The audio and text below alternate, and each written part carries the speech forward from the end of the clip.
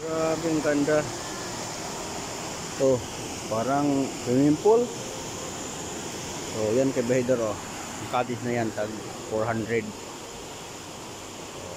Kung punta kayo dito maligo sa beach nila, 400 lang ang cottage. Yung mayroon dito, yung doon malaki, mahal-mahal. Tama na, alinaw ng tubig oh. Wow. Maligo sila, ang ganda mo. Nakatakot dito pag biglang bumulusok ang tubig galing doon sa bundok. Grabe. Ganda talaga ng kalikasan.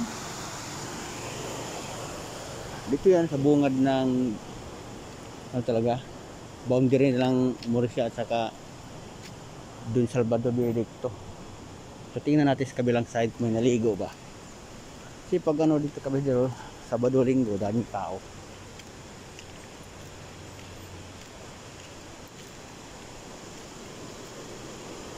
Walang tao dito. So yan kami dyan mga cottage sa 400 ng maliit. Pati ito cottage 400 daw yan. Tanong ko kanina. So isang araw na yan. So, mayroon pang bahay doon sa kahoy oh. Nung dumaan ako dito ng ano ba yun, ang Binisanto, puno-puno to ng tao dito eh.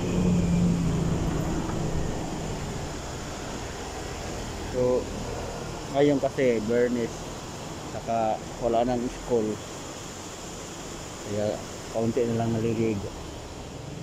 Dito ang welcome municipality of Murcia.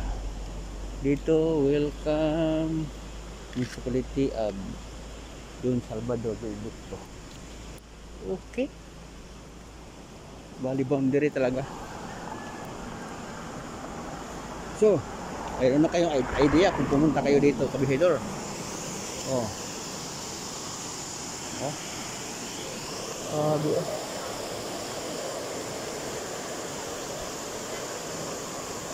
Ang hindi ko natanong yung mga lamisa, magkano lang kaya maglamisa. Yung cottage, yung ganyang cottage, na ano nila, 400.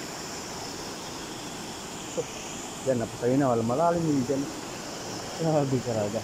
Ang ganda ng kalikasan kay Bahidor. So, napakaganda. So, continue na tayo sa trabaho natin. At napakita ko sa inyo ang view dito. Sa gitna ng bundok. Ang kanilang resort sa Malaking Ilog. Maraming salamat.